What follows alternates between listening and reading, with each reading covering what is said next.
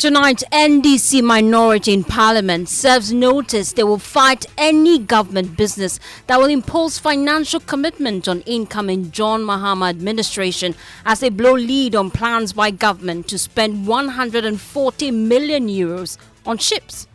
They are proposing to buy ships worth 140 million euros at this time. Mr. Speaker, if it is extremely important for the state, allow the new government to commit them. We have details as Majority Leader sends out a passionate appeal to NDC MPs to support some government businesses in Parliament, including the push to approve more than 300 million worth of tax waivers. In the spirit of setting novel precedents to guide tomorrow, I want to encourage my colleagues to cooperate with government to do this key government business. Also coming up, President-elect John Dramani Mahama demands probe into circumstances leading to the possession of illegal ballot papers by some individuals. So until we solve that, the security printers must come together and make sure that if they don't want to lose business, then this thing must stop because it undermines the electoral process. We have details as they ask security agencies and companies responsible for printing ballot papers to implement stringent measures to prevent such acts. Also coming up, government's transition team calls John Mahama's team bluff, insisting no agreement has been reached for government to submit all ongoing significant payments and recruitments to join transition team for consideration. And you say, after Marinia, now we're so no more diamonds, send me room say, or be pentem giddy, I could dance and trough for any mark can be actual, said they are my bed. And in business, President-elect John Mahama admits delays in tackling energy-related challenges could lead to the collapse of the sector. And in sports, the 2024 CAF Awards is underway in Morocco with Ghana's Abdul Aziz Issa in contention for the Best Goal of the Year award. We'll bring you details shortly. All that plus your views and comments all here on Newsnight. Send me a WhatsApp 05511119997. We start in Parliament where the NDC is set to block all ongoing businesses in the House. And you know, it has been a protracted stalemate in the House. MPs today returned to work for the first time after the general elections that delivered an emphatic victory for their side. Now, today's sitting had barely started before the incoming majority side started flexing its muscles, serving notice they will block any government business that will impose a financial commitment on the incoming John Mahama administration. Now, the decision of the minority follows revelations today that government is planning to spend 140 million euros on ships. Now, listen to Minority Leader Dr. Kesela Tofose. Drop that. Before us, they are proposing to buy ships worth 140 million euros at this time. Mr. Speaker, it is very wrong for a government that is leaving office in 3 weeks, to commit 140 million euros. Mr. Speaker, if it is extremely important for the state, allow the new government to commit them. Parliamentary correspondent Kweku Asante is with me in the studio. Kweku, we're learning a bit more about these ships. The defense minister himself was on the floor today, giving us some clarity. Well, yes, Evans, according to Dominic Nichiwo, the IMF has approved that government should get a loan of 140 million euros to actually do this, and it appears on the other paper. And this is a contract agreement between the government of the Republic of Ghana, represented by the Defense Ministry, and OCEA Shipbuilding France, for an amount of 140 million euros for the acquisition of 2 offshore patrol vessels. He says these are critical business, but if the NDC MPs insist that John Dramani Mahama should come and negotiate that, he is willing to take his hands off that. The IMF to agree only simply means that there must be special reasons why the IMF will agree for Ghana to take a commercial loan. And he knows that It was the IMF itself that had to agree to open up the space for Ghana to be able to take this because Ghana does not have aircrafts and ship. Doesn't have aircraft and ship for our military. I don't have a problem with the next administration dealing with it. But when there is an opportunity to do it and you don't do it, that is up to them to be able to do it. I don't have a problem at all. And I just told him that at all, that we don't have a problem. I am saying that you have opportunity to purchase 2 ships from France for the Ghana Navy. If you think that you cannot do it now, Mr. Speaker, you wait and do it when the government comes. We don't have that problem. The new government comes. Nobody has that problem at all. I don't have a problem at all. If the IMF will agree and open for them to borrow next year, I don't have a problem at all with that. And so I will defer to them, Mr. Speaker. Do we know how this was concluded? Well, Was the government ready to withdraw and allow this for the next administration to look at? Well, according to Dominic Nitiwul, this is something that he's willing to drop. There was no conclusion, but the minority insists that this is not something they are going to allow to go through. And this is not just that business that is going to suffer. There is the matter of the tax waivers worth about $350 million is still outstanding. There's also a $250 million loan still outstanding. 2 persons nominated by the president to go onto the Supreme Court. They have inverted. Their report is ready, still outstanding. So Dr. Kessel Atofosin says all these businesses, they are not going to let them do it because they believe John Dramani Mahama should be afforded the opportunity to look at them and then decide whether these are some things he wants to do. Right, Honorable Speaker, the tax exemptions before us, if approved, will have a fiscal burden in the next budget. In the next budget. So you are saying that the next government should carry your burden of $350 million? Mr. Speaker, no way. No way. It's not going to happen. Right, Honorable Speaker, as we speak, there is no 2025 budget. Activities before us cannot commit to the 2025 budget. You don't know the priorities of the next government. Look, I reviewed the Hansard before coming here. The Honorable Chairman Sir Bozu is a precedent to me. Okay, it's authority on this matter.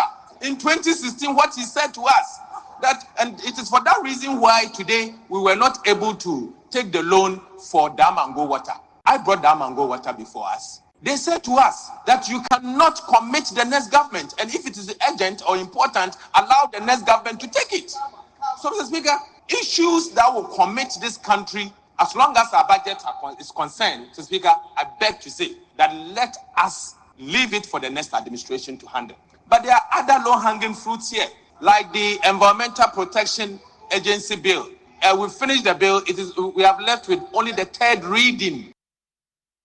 Minority Leader Dr. Kessel Atofosin there. Kweku, I know that the Minority Leader has been getting support from his colleagues. We know that Samuel Okudzeto Ablakwa is one of them. What is he saying? Well, according to the North Tongu MP, he in particular is railing against the tax waivers, $350 million worth. He says that will block financial holes for John Dramani Mahama to explore when he wins. Mr. Speaker, we have stated our position on this matter.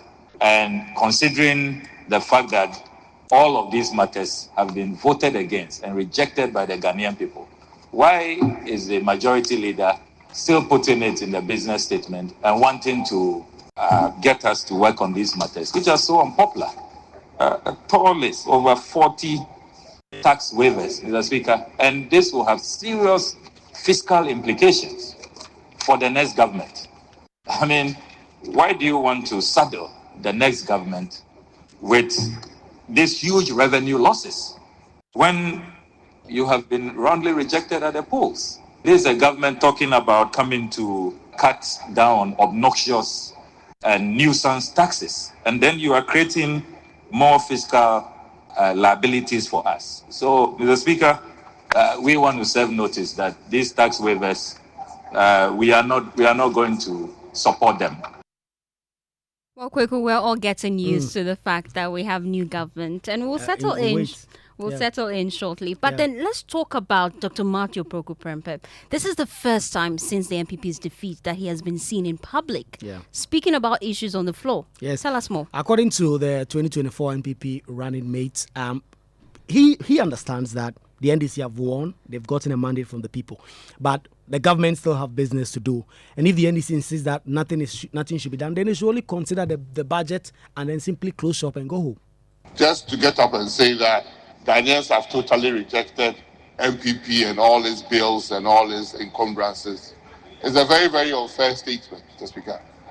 It's a very, very unfair statement in the sense that there are other things that have been programmed that I think that we shouldn't even bother to do. Why should we at this time take up any bill, whether it is environmental bill or social bill? I think the new government then should come and start, because we are resetting. And I agree, Ghanaians voted for resetting. So, Mr. Speaker, let's probably, the only thing we have to do is to take the vote on account and close shop. We should not continue with any business here, because like Honorable Okujeto said, and rightly so, Ghanaians have voted for the resetting agenda of Nkukon Kiti. If it is not worth doing, it's not worth doing. There. Well, we know that the minority leader took a different stance this time on the floor.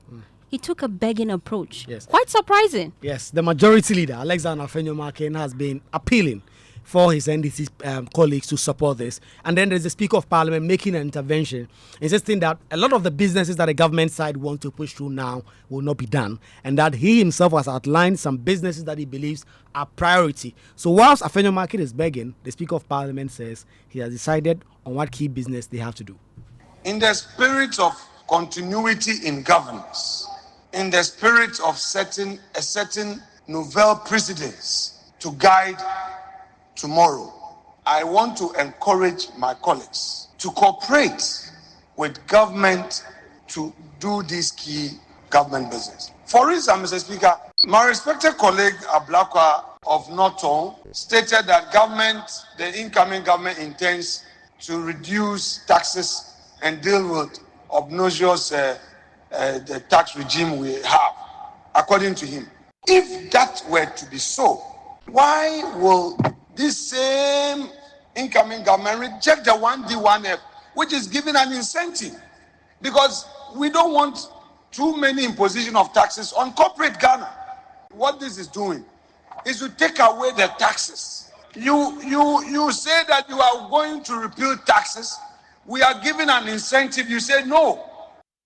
I captured in my statement, sequence them so that we can handle them, because I thought the number one priority is the expenditure in advance of appropriation. In fact, I was told that we will start it today. I'm aware that a request was also made for the Public Accounts Committee reports because of the nature of those reports.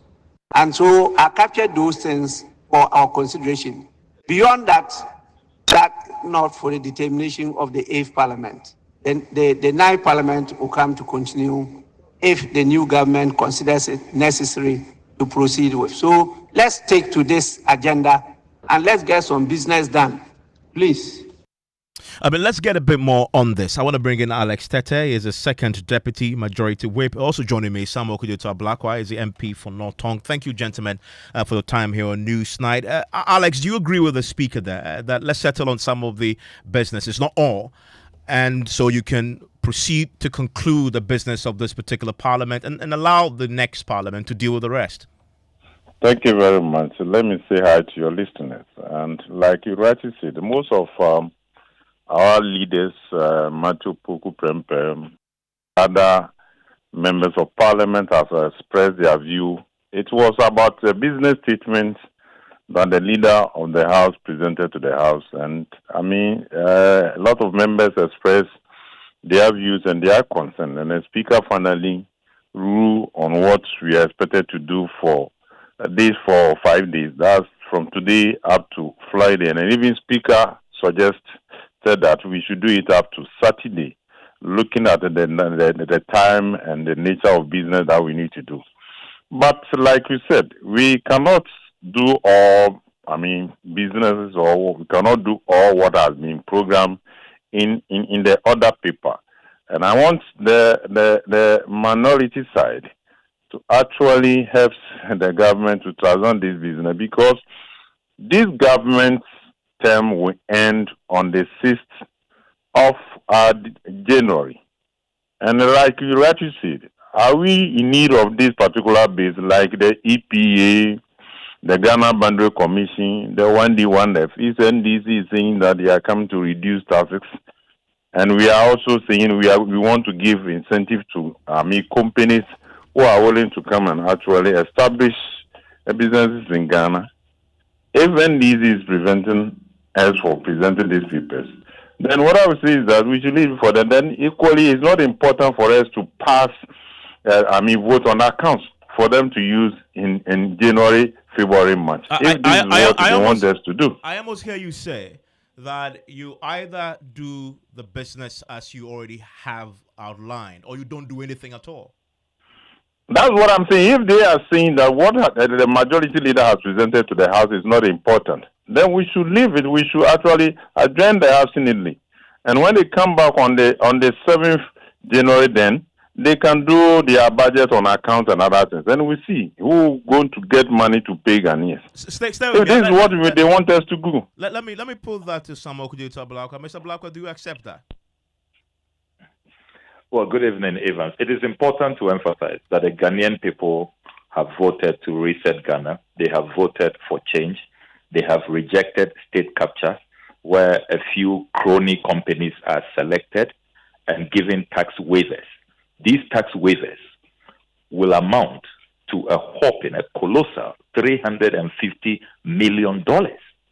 Why do you want to saddle the incoming government with this huge fiscal burden on crony companies? Nobody knows the criteria for selection. I mean, look, if there is any tax handle intervention which has to be done, it is the tax reprieve for the ordinary Ghanaian, for the masses. Why is this government keeping e-levy, keeping betting tax, keeping emission tax, keeping COVID levy? We are the only country in the world still paying a COVID levy, long after the WHO declared COVID no longer a pandemic. We are saying that instead of giving these tax waivers to crony companies, nepotistic companies, why don't you rather consider the masses?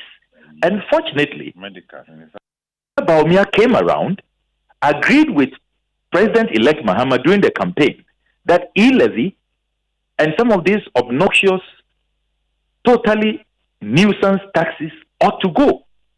So why is it that in the business statement today, when you have an opportunity to bring us along and build consensus, you are rather focusing on those who have the financial muscle to pay? They should pay their fair share.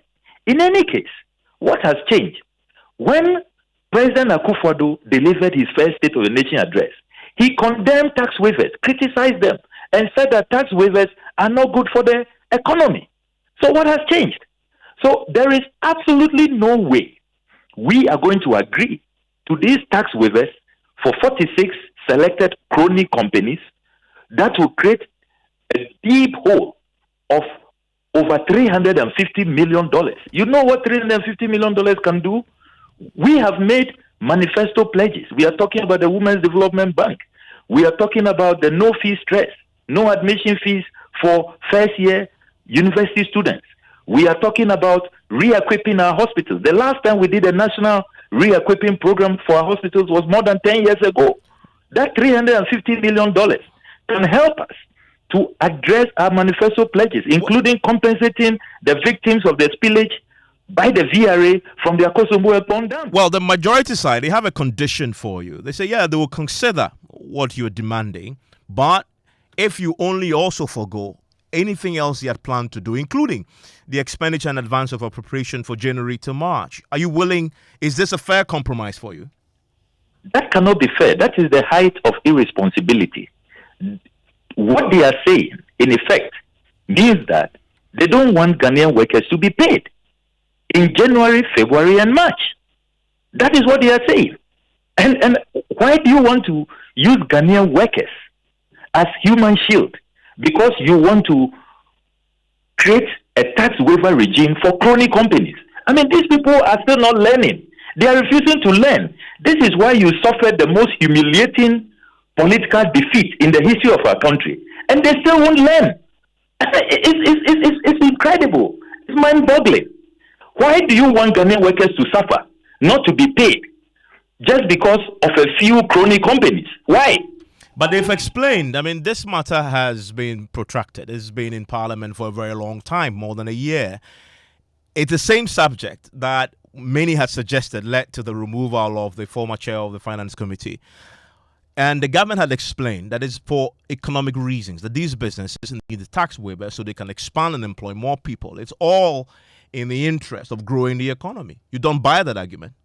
We don't buy it because the government's track record is totally at variance with those claims. How can you be implementing 1D, 1F and yet unemployment worsens? Unemployment has shot up from 8% in 2016 to 14.7% as we speak. If you read the latest Afrobarometer, it says 41% of Ghanaians are worried about their unemployment. Read the latest Afrobarometer. So, in the name of 1D, 1F, giving these tax waivers to crony companies, we have not seen a revival of industries. As I speak to you, I am member of parliament for a constituency whose industries have all collapsed under this government. Japan Textiles has collapsed. For several months, workers are at home. The factory is shut. Human rights has collapsed under a regime that claims to be carrying out 1D, 1F and industrializing this country. It's all a sham. It's a big joke. It's a scam.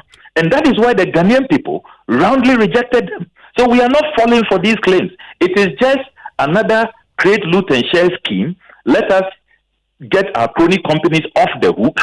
They import whatever they want. Look, do you know that they gave tax waivers to cronies, in-laws of the president who said they were coming to do hotels, the Puma Hotel scandal?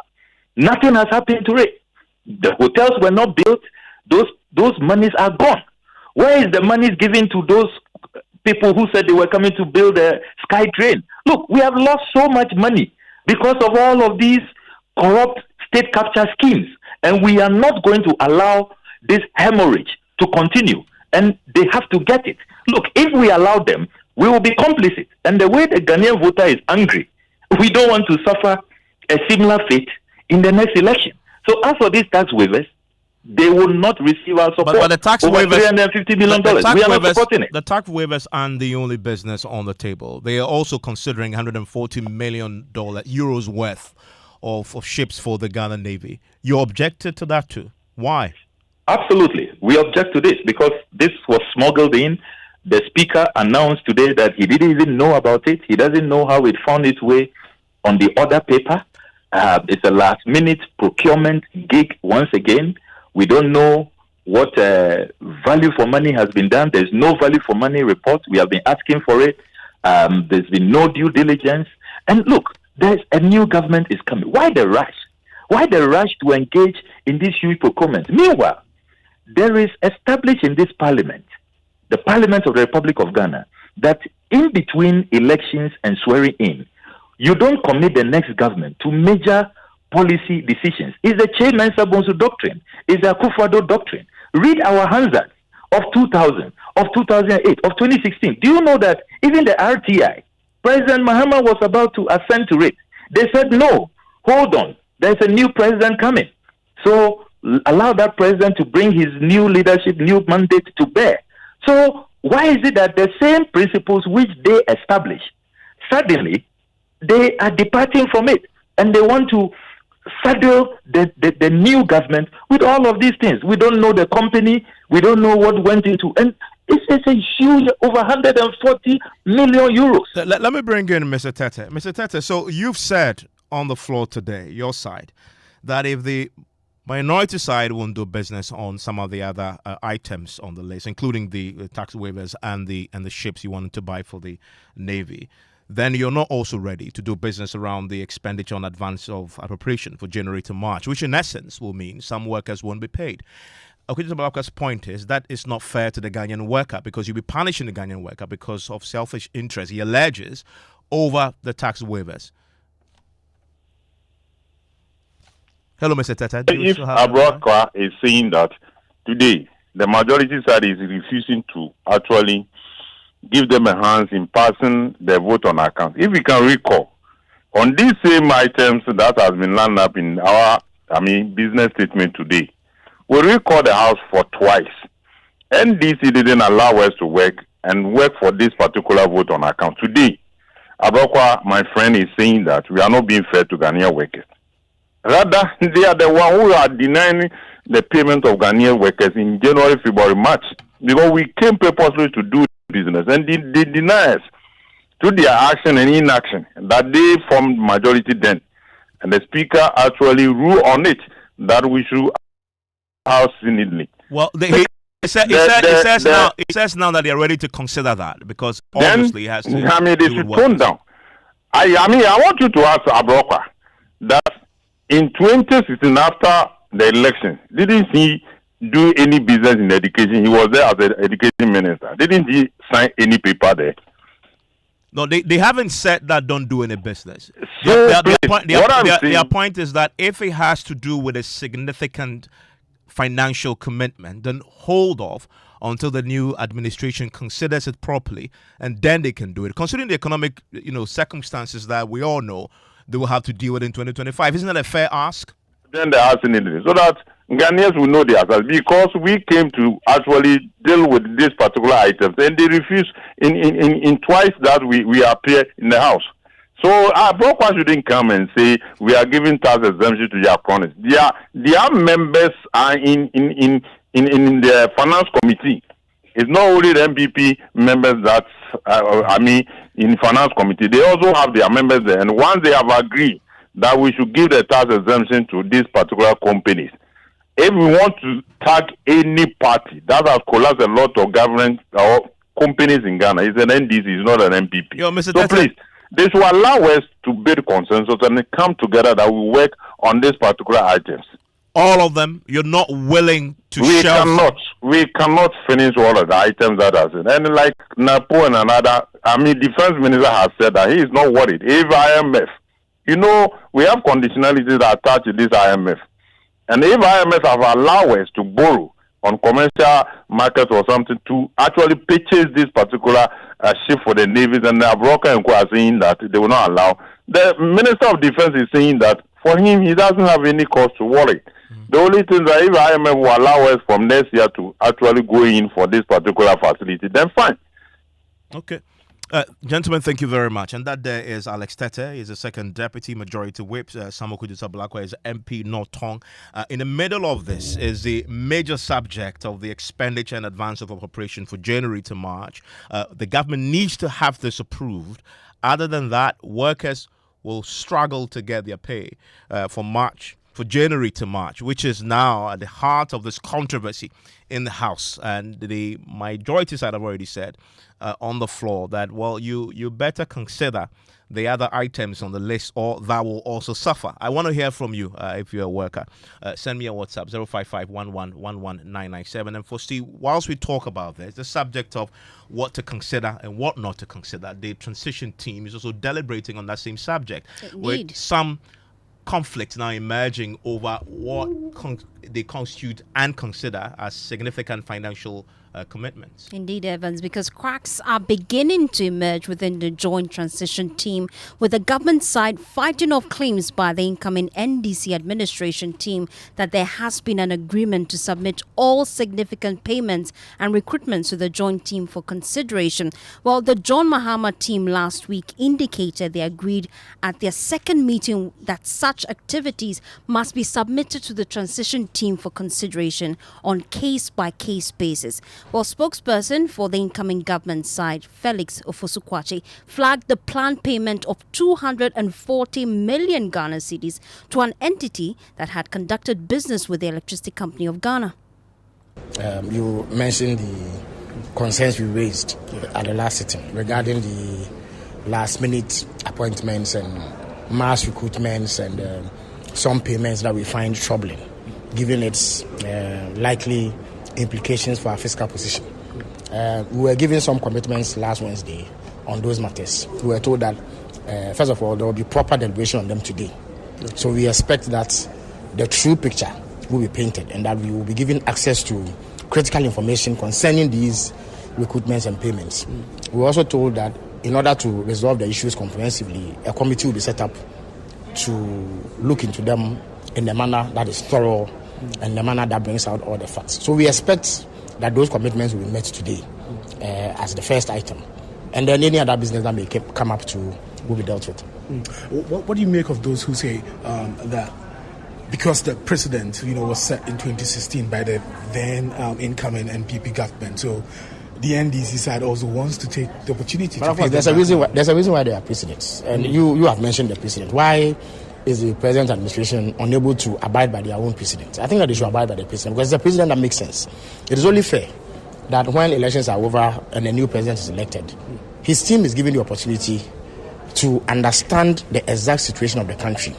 So all major decisions regarding recruitments, payments, what have you, should be held on to and should only be made with the express consent of the incoming administration so that when we take office, we know exactly what situation we are walking into. The last thing we want is to be blindsided, only to walk into a situation where we are ambushed with all manner of demands and payments and people who have been recruited. Because we will be working with these people in any event. So we should have a hand in their recruitment. And any payments that are made that would exact a toll on the national purse must be done with us in the know. And we expect nothing short of that. Okay. But speaking on sister station Adum FM, spokesperson for government side Fatima Abubakar said no agreement was reached with the president-elect's team. When you say a budget in November of 2023, as in the 2024 budget, yes, every ministry, agency, and Obia on allocation or budget. But what you say, say any goods and services, or say any capex, or on a budget or mid-year. Adjustments are necessary or more crown or man to add additional commitments and answer money to the budget too. Or more adjustments say baby I here resources and you move it to other places within the budget in 2023 no November no for the 2024 budget year. Me patrol budget no obi oho no mandate e dia ma no the processes no afen na adwuma wo ye no asipi a se so otuaka. For instance, entire capacity as a ministry, and say na ye pese ye procure 40 state-of-the-art LED vans. Emma, your friend is saying, information services department, not the district, no. Ebenya dia ye juma bra. If you are fear sasye, ebra odi benya commencement warrant. Ebra odi procurement documents beko PPA. Akwa chesia kopem se ubenya approval. That is Fatima Abubakar. Just a brief interpretation of what she's saying there. She's saying that every ministry, department and agency, they have their allocations in the budget, whether it is goods and services. She also goes on to say that with this budget prepared for 2024, everyone have different mandates and they have been taxed and assigned to them and payment for that is due. She goes on to say that with the information the ministry has, they have planned to procure 40 LED TVs for Information Services Department to facilitate their work. So there's controversy right now as we approach the handover to the new administration, the transition process over what can government or what should government do and what they shouldn't do as far as financial commitments are concerned. I want to bring in Dr. John Osai-Krapon, is the director of the Democracy Project at the Center for Democratic Development. Doc, thanks for your time here on Newsnight. What was the best practice here? This controversy that has erupted both in Parliament, the minority side say do not commit the incoming administration to significant financial payment. We've seen that also now playing out at the transition, the joint transition team, dividing opinions there. What is the best practice around the world? For me, the best practice will be both sides, incoming government and outgoing government, to find a way to come up with a healthy compromise. The process of governance cannot stop because we've had an election. The president, the current government, still do have a mandate to continue in office until the new president is sworn in on January 7th, which means that it has an obligation to do the things that governments need to do. At the same time, there is an in-government government who would have to bear the brunt of whatever decisions are taken over the next 3 weeks before the new government is sworn in. So it also does make sense that the incoming administration would make the request to say, on some of these things for which we will be saddled with either implementing or executing, it would be good to have a say and come to some compromise about it. And I think that should be what should guide the two sides, right? Maybe coming up with some list of key priorities, determining what the threshold for significant financial commitment is, and find a way to work through those differences. It's a balancing act, but it's a balancing act that requires leadership, that requires trust, and that requires compromise to do. But on the specific subject though of what they now term the significant financial commitments, the income administration, they have a point, don't they? Considering where the economy is right now, they want to be sure that they want to foot that bill, because they will carry the burden. Even if it's Parliament approves it today, they will have to make the payment. Correct, I agree. And so that is why, for me, there has to be some further conversations around what is deemed significant financial commitment, right? So, for example, set some parameters in the negotiations and coming up with a compromise.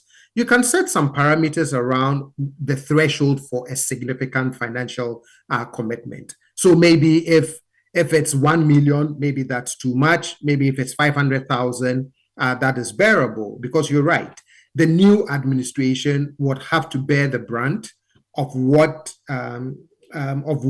those commitments will be and the implications that it would have on the budget and the fiscal space that the new administration would have to be able to accommodate these financial commitments. So the incoming administration does have a point. The question is, both sides would have to find a way of setting some parameters around what they mean by a significant financial commitment and what the incoming administration can accommodate should the outgoing administration make those commitments. Dr. John Osai-Kwapon, a director at the Democracy Project at CDD, thank you very much. Still ahead. President-elect John Dramani Mahama calls for investigations into circumstances leading to the possession of illegal ballot papers by some individuals. The security printers must come together and make sure that if they don't want to lose business, then this thing must stop, because it undermines the electoral process. We have details after business, and George Riafi joins me. George, what should we expect? Well, coming up in business, President-elect John Mahama admits delays in tackling energy-related challenges could lead to the collapse of the sector, and former Minister of Finance downplays negative impact of investor reaction to the planned renegotiation of the IMF program. The business news on Newsnight is brought to you by MTN Business. Welcome to the new world of business. Kingdom Books and Stationery, Sinter's Tanks, and Pepsodent Herbal and Charcoal. Welcome back to Business on Newsnight. Now, President-elect John Mahama has admitted that delays in dealing with the energy-related challenges could lead to the collapse of the sector. Now, this coming on the back of rising debt, the sector which has reached more than $2 billion. Imani Ghana, in a recent letter, has also warned that if the government doesn't move quickly to address these challenges, it could take us back to the era of irregular power supply. But speaking on the network that is the Global South Network, the President noted that these reforms are needed right now. Supplying about a little over 60% of our gas needs for electricity generation. We need to push that up to 100%, because if we push that up to 100%, we'll be saving almost $400 million a year. $400 million a year. And so that's something that we need to look at. Unfortunately, this government has messed the whole chain, the whole value chain in the energy sector up.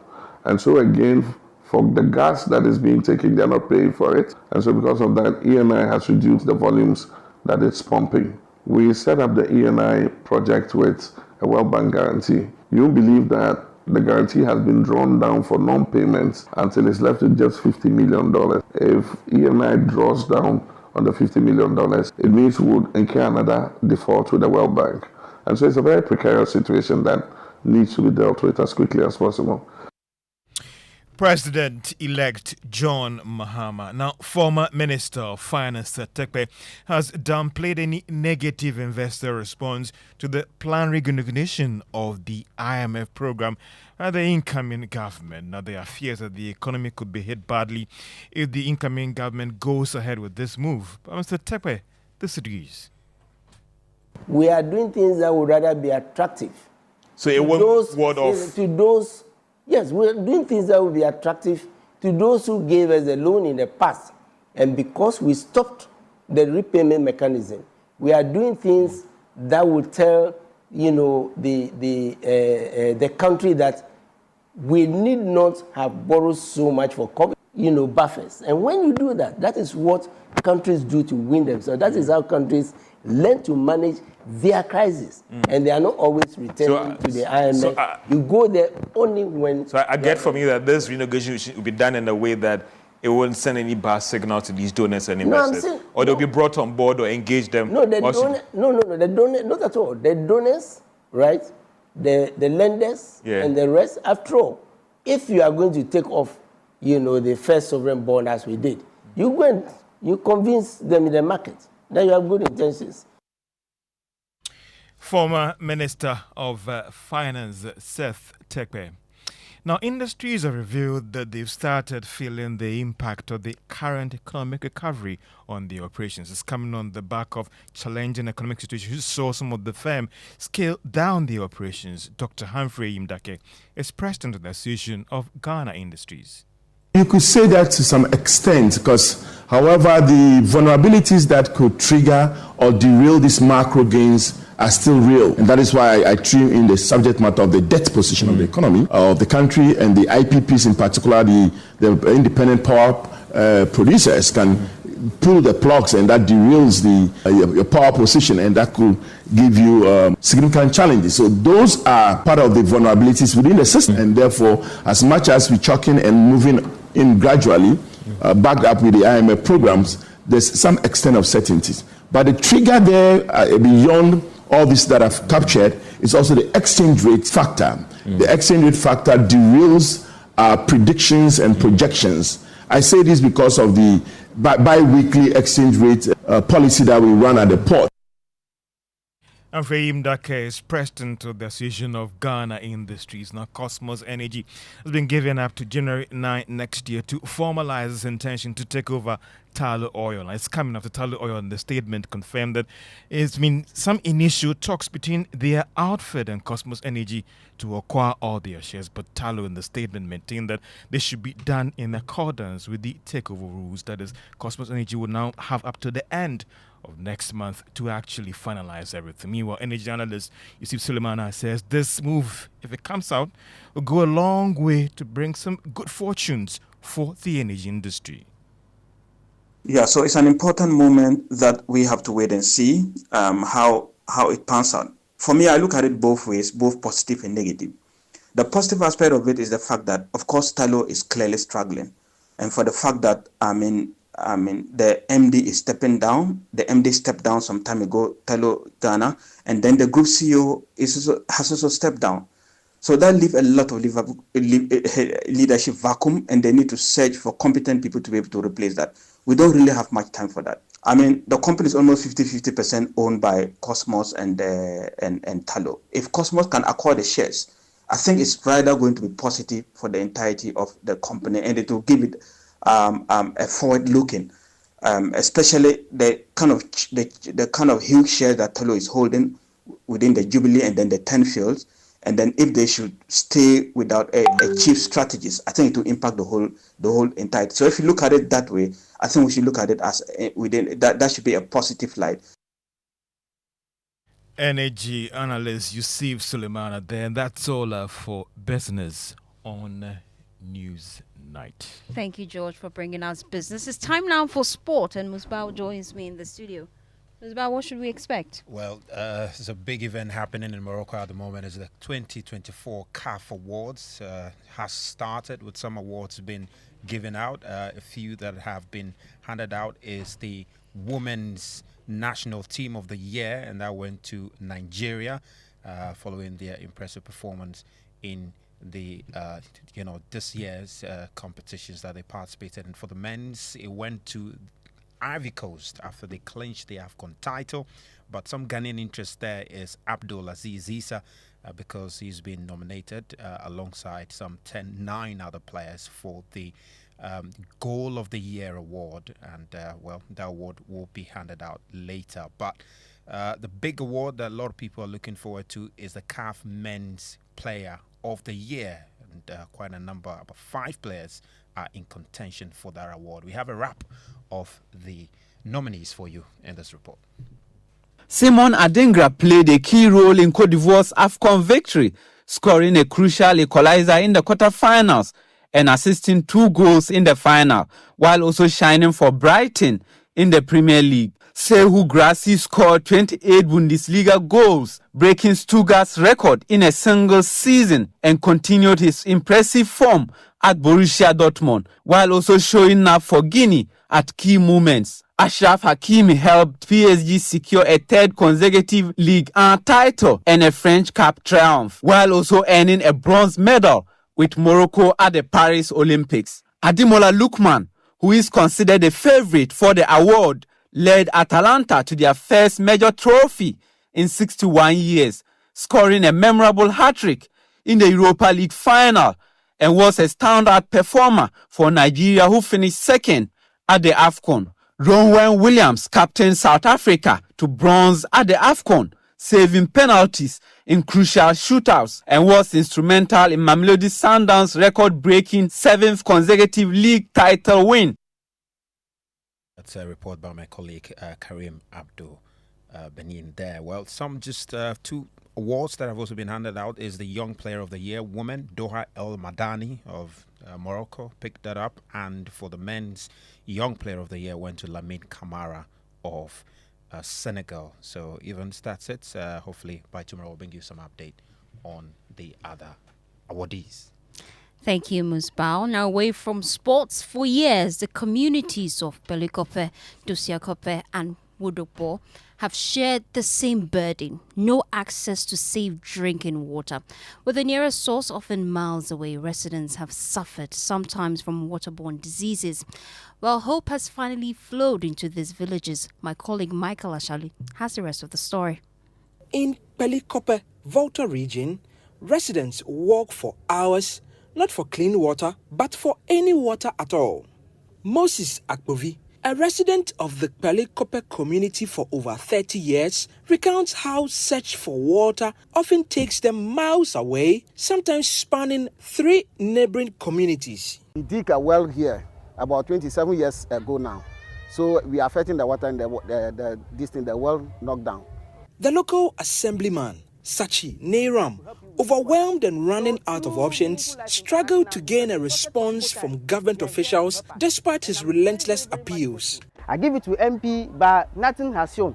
About 20 kilometers away, Dosiakope mirrors the struggles of Pelikope. The former source of water that we normally use, we get a lot of diseases from it. Farther north, the small farming community of Fudopo struggles as well. Millicent's children sometimes miss school because of the long trek to the nearest stream, a situation she fears could permanently derail their education. By the time they return from the stream, it's already time for break. Residents of Pelikope, Dosiakope, and Wodopo finally have clean water close to home thanks to the Rotary Clubs of Accra West and Telok, with support from Meaningful Life International. For Joy News, Michael Ashali. Away from that, President-elect John Dramani Mahama is calling for investigations into the circumstances leading to the possession of illegal ballot papers by unauthorized persons. Speaking during a visit by members of some minority political parties, he urged security agencies and companies responsible for the printing to implement stringent measures to prevent such acts, which he says undermine the integrity of the electoral process. During last week's election, there were reports of individual arrests by the police for allegedly being in possession of a large number of thumb-printed ballot papers. I think that even though the electoral process is not perfect, there's a responsibility on political parties to make sure that we use the levers that the election gives us to be able to police the poll. But we must also do a postmortem and see what went wrong. There are still issues of ballot paper printing and ballot paper stuffing, because in many cases we found people with EC ballot papers, genuine ballot papers. And the question is, we must investigate, how do they get these ballot papers? Who prints them for them? Who gives these ballot papers to these people? How do they get the plate of the Electoral Commission to be able to print ballot papers? We believe in local capacity to print. But if we're going to print and always have a situation where duplicates of the ballot papers leak and give the people the opportunity to stuff the ballot, then we might look at printing those ballot papers outside and bringing them. So until we solve that, the security printers must come together and make sure that if they don't want to lose business, then this thing must stop, because it undermines the electoral process. Aside from that, we must get the issue of pink sheets right. You know, how we can all fill the same pink sheets at the polling station, and then we come to collation center, and then the party is holding a different pink sheet, Electoral Commission is holding different pink sheets. It shouldn't happen. And so, in a few cases, it still means that some of the electoral officers, you know, are willing to be induced to be able to switch pink sheets or alter figures and all that. There's a case where alternate pink sheets came from Electoral Commission, and instead of being the other duplicate, they were not carbonated, written in pen. You know, these are all things that we need to look at and see how we can correct the electoral process so that tomorrow it does not create a problem for us. On constitutional reforms, John Mahama announced plans to revisit the work of the Constitutional Review Committee.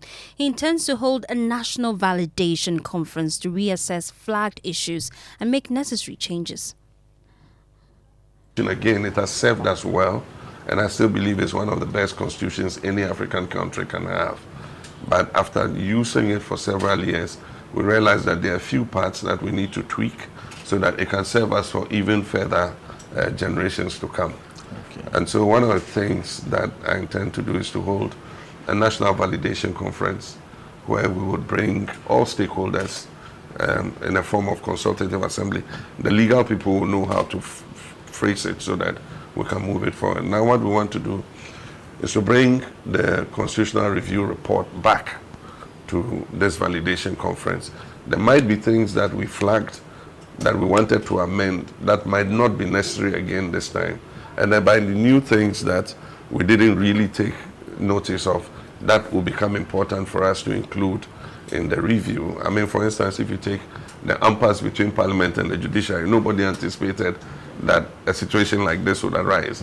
But once it's arisen, we must clearly state what the mandate of the Speaker is. John Mahama talking there about the plans that he has once he takes over in January. But he's also been talking about hampers, you know. Hampers, apparently, there's a direct correlation between the number of hampers you get and your ability to win or lose an election. Interesting. So I'm wondering how many hampers Katie Hammond will get. It looks like 0. If he calculated from the last elections where he won, he possibly would be in the negative. You know? Yeah. But you also need to ask, you know, there's also Baumia, how many hampers he will get now compared to what he used to get in the past. I'm wondering, Napo as well. First time we've seen him. Will he get any at all? Nah. Well, listen to John Mahama. You understand why this is such a big deal. I mean, for the politicians.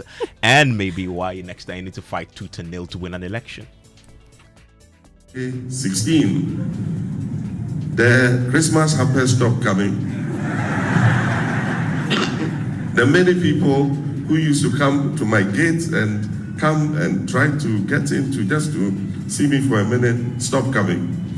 It was only my siblings, my family, my closest friends and others, my church members who continue to stand closely to me. So for me, these trappings of power don't get to my head. I know that all the praises and blessings you'll be showered with by people are temporary. It's because of that word attached to your name, president. One day it will go and you'll be with those who are. When I lost in 2016, the Christmas hampers stopped coming. Yeah, Christmas hampers will stop coming. Yeah, I'm hoping I get some, even though I didn't contest for the election. If you want more, run. Please. Enjoy the rest of your evening, people. My name is Evan Spencer. And I'm Faustina Safo. Good evening.